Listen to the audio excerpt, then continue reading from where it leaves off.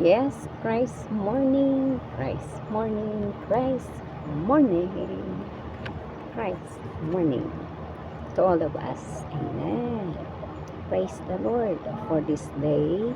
This is day 5 in week 11. Week 11. So in our morning nourishment for our morning revival on YouTube. Amen. So praise the Lord. From book of John, chapter 4, verse 14, and also verse 23. Hallelujah. So, we start now for our reading on our morning nourishment. Our morning nourishment are our verses from book of John. John chapter 4 verse 14 and verse 23. But whoever drinks of the water that I will give him shall by no means thirst forever. But the water that I will give him will become in him a fountain of water springing up into eternal life. Amen. But an hour is coming. Verse 23, but an hour is coming, and it is now, when the true worshippers will worship the Father in spirit and truthfulness. For the Father also seeks such to worship Him. Amen. So praise the Lord. So we are the worshipper of the Father in today's age. Amen. But whoever drinks of the water that I will give him shall by no means thirst forever. But the water that I will give him will become in him a fountain of water springing up into eternal life. Amen. Yes, but whoever drinks of the water that I will give him shall by no means thirst forever. But the water that I will give him will become in him a fountain of water springing up into eternal life. Amen. Praise the Lord, diba? So, into eternal life. So, in verse 23, but an hour is coming, and it is now, when the true worshippers will worship the Father in spirit and truthfulness. Amen. Truthfulness. For the Father also seeks such to worship Him. Amen. Praise the Lord, diba? So, we are now our worshipper of the Father in spirit and truthfulness. Amen. So, truthfulness in John chapter 4 verse 24 denotes the divine reality becoming man's genuineness. Amen. So, and sincerity. For the true worshippers of God, the divine reality is Christ, who is the reality. As the reality of all the offerings of the Old Testament for the worship of God. Amen. And as the fountain of the living water, the life-giving Spirit, partaken of and drunk by His believers to be the reality within them. This reality eventually becomes the believer's genuineness and sincerity, in which they worship God with a worship that He seeks. Amen. So, praise the Lord that God seeks us to worship Him because we have a spirit. Amen. So, our spirit is to contact our God the Spirit. Unless we experience Christ and gain Him as reality in our being, we cannot worship God in truthfulness. Amen. So, in our today's reading, so we need to present to God and share with others the Christ whom we have experienced. In order to have the genuine worship in truthfulness, Christ must be presented to God. If in our singing, calling on the name of the Lord, praying and praising, Christ is not presented to God. All these practices will be empty if Christ is not is not offered to God through our calling on praying. There will be little or no reality in our worship, and our worship will not be in truthfulness. O, diba? That's why we need to call on our Lord Jesus, and then we need to pray and worship and thanksgiving for Him. Because this way, we offer Christ to God. Amen. Worshiping God in truthfulness is not only a matter of our meeting life, but also a matter of our daily living. In order to worship God in truthfulness, we need to handle Christ in every aspect of our daily living. When we comb our hair, brush our teeth, or carry out any other activity, we should do it with Christ. Amen. That is to live Christ. Amen. To live in Christ. Amen. Then God will and the living Spirit as the heavenly rain to water us and to cause something of Christ to grow in us. Praise the Lord, diba? So, nag-grow na si Christ in us. So, praise the Lord for growing Christ in us. Amen.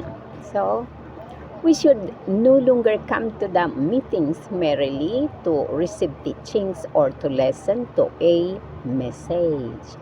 We should come to the meetings with the intention and the full expectation of presenting something of Christ to God for His satisfaction, and sharing something of Christ with the saints for their mutual enjoyment. Amen. So, praise the Lord. So, whenever we come to the meetings, we should say to the Lord, "Oh, Lord Jesus, I come to the meetings only for you. I would like to present you as my offering to the Father and my enjoyment with the saints." Amen. Since our intention is to worship the Father with the Christ whom we have experienced, we need to begin to praise and sing as soon as we enter into our car to come to the meetings. There is no need for us to wait until we arrive at the meeting hall before we begin to sing songs and praise the Lord. So, everything we do is in Christ. Amen. Praise the Lord. We may say, "Father, I am bringing the surplus of your dear Son to the meeting as worship to you. I will present him to you as my offering and share him with my brothers and sisters." Amen. When we have this kind of realization, our meetings will be revolutionized. All the saints will bring in their surplus of the Christ whom they have experienced. Amen. Praise the Lord. It's person to share with all the saints before Him. I believe that the Lord will recover this kind of worship among His children. Praise the Lord, diba? So, we need to present the surplus of Christ to the Father. We need to speak for Christ and present something of Christ. Amen. Again, I say we need to labor on Christ in every aspect of our daily living. So, diba? Then we will have a portion reserved, untouched, untouched, and set aside uniquely for the worship of God in the meetings. This will be a secret portion to the Father for His satisfaction and for the saints' enjoyment. We need to look to the Lord and pray that the church meetings will be recovered to this extent. Praise the Lord.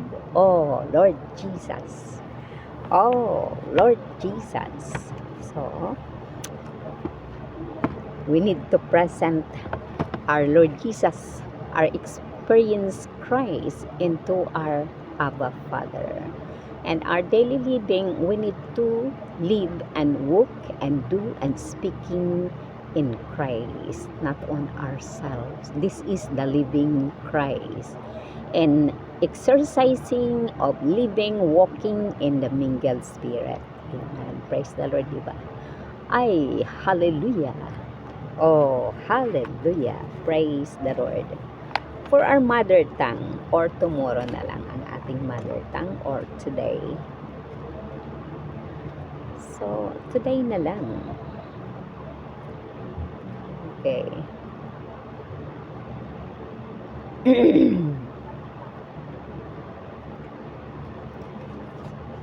Ito yung ating mother tongue. So, labing-isa ng linggo. Labing-isang linggo, Biyernes. Amen. Biyernes. So, praise the Lord. Purihin ang Panginoong Jesus. Pang-umagang pagpapakain, Juan 4:14 at 33. Subalit, ang sinumang iinom ng tubig na ibibigay ko sa kanya ay hinding-hindi mauuhaw magpakailanman. Ngunit, ang tubig na ibibigay ko sa kanya ay magiging isang bukal ng tubig sa loob niya na babalong tungo sa buhay na walang hanggan. Babalong sa loob niya na babalong tungo sa buhay na walang hanggan. Sa talatang 33, subalit darating ang oras at ngayon na nga, nasasambahin ng mga tunay na mananamba ang Ama sa Espiritu at pagkamakatotohanan, sapagkat hinahanap din ng Ama ang mga gayon upang sumamba sa Kanya. Amen. O diba? Kaya malinaw na naghahanap ang Diyos Ama. Ang Diyos Ama natin ay Espiritu. So, pinadaan niya kay Jesus. Si Jesus ay nabuhay namuhay dito sa lupa ng 33.5 years, and then nag-gospelize siya after nang nabautismohan siya, nag-gospelize siya, naghayag siya or nag-deliver siya or nag-dispense siya ng salita ng Diyos Ama, ng pamumuhay ng Diyos Ama bilang Diyos at tao. And then namatay siya sa cross para tubusin tayo sa ating kasalanan, sapagkat siya yung ibinigay ng Diyos Ama sa pamamagitan ng pagiging tao na ating Lamb of God who takes away the sins of the world. So praise the Lord. So ang pagkamakatotohanan sa Juan 4:24 ay tumutukoy sa dibinong realidad na pagiging tunay at sinseridad ng tao para sa totoong pagsamba sa Diyos. Ang dibinong realidad ay si Kristo na siyang realidad. So, bilang realidad ng lahat ng handog sa lumang tipan para sa pagsamba sa Diyos at bilang bukal ng buhay na tubig, ang Espiritong nagbibigay buhay na nabahagi at ininom ng kanyang mga mananampalataya upang maging realidad sa loob nila. Amen. Ang realidad na ito, kalaunan ay nagiging pagiging tunay at sinseridad ng mga mananampalataya kung saan sinasamba nila ang Diyos ng pagsambang hinahanap niya. So maliban, maranasan natin si Kristo at matamo siya bilang realidad sa ating katauhan, hindi natin masasamba ang Diyos sa makatotohanan. Amen. Truthfulness. Amen. So ito yung babasahin ngayon. Kailangan nating maialay sa Diyos at maibahagi sa iba ang Kristo na ating naranasan upang magkaroon ng tunay na pagsamba sa pagkamakatotohanan. Si Kristo ay dapat maialay sa Diyos kung sa ating pag-awit, pagtawag sa pangalan ng Panginoon, pananalangin at pagpupuri, si Kristo ay hindi naialay sa Diyos. Ang lahat ng pagsasagawang ito ay magiging hungkag kung si Kristo ay hindi maihahandog sa Diyos sa pamamagitan ng ating pagtawag at pananalangin magkakaroon lamang ng kaunti o walang realidad sa ating pagsamba. At ang ating pagsamba ay hindi magiging nasa pagkamakatotohanan. O Panginoong Hesus, ang pagsamba sa Diyos sa pagkamakatotohanan ay hindi lamang isang bagay ng ating buhay pagpupulong, bagkus isa ring bagay ng ating pang-araw-araw na pamumuhay. Upang masamba ang Diyos sa pagkamakatotohanan, kailangan nating tanganan si Kristo sa bawat aspekto ng ating pang-araw-araw na pamumuhay. Praise the Lord, di ba? Kapag nagsusuklay tayo ng ating buhok, nagsisipilyo ng ating mga ngipin o nagsasagawa ng anumang gawain, dapat natin ito nakasama si Kristo, di ba? O Lord Jesus, dapat kasama natin lagi si Kristo sa ating mga gawain dahil tayo ay namumuhay, lumalakad kay Kristo. Amen. Praise the Lord. So, praise the Lord. So, amen. Amen. So, dapat gawin natin ito nakasama si Kristo. Pagkatapos ay ipadadala ng Diyos ang buhay na espiritu, bilang makalangit na ulan upang diligan tayo at upang sanhiing may Kristo na lumago sa loob natin. Hindi na tayo dapat dumalo sa mga pagpupulong upang tumanggap lamang ng mga pagtuturo o makinig sa isang mensahe. Dapat dumalo tayo sa mga pagpupulong na may intensyon at puno ng pag-asam na may maiaalay na Kristo sa Diyos para sa kanyang kasiyahan at may maibabahagi na Kristo sa mga banal para sa kanilang mutual or kanya-kanya na pagtatamasa, mutual o sama-samang pagtatamasa. So, praise the Lord. So, sa tuwing dumadalo tayo sa mga pagpupulong, dapat nating sabihin sa Panginoong Hesus, o Panginoong Hesus, dumadalo ako sa mga pagpupulong para lamang sa iyo. Amen. Di ba? Nais kong ialay ka bilang aking handog sa Ama at aking katamasahan sa mga banal. Yamang ang ating intention ay ang sambahin ang Ama kasama ng Kristo na ating naranasan. Kailangan tayong magsimulang magpuri at umawit pagkasakay pa lamang natin sa ating sasakyan upang dumalo sa mga pagpupulong. Hindi na natin kailangan pang maghintay hanggang sa makarating tayo sa bahay pulungan bago tayo magsimulang umawit, magsalmo at magpuri sa Panginoon. Maaari nating sabihin, Ama, dinadala ko ang labis ng iyong mahal na anak sa pagpupulong bilang pagsamba sa iyo. Iaalay ko siya sa iyo bilang aking handog at ibabahagi siya sa aking mga kapatid.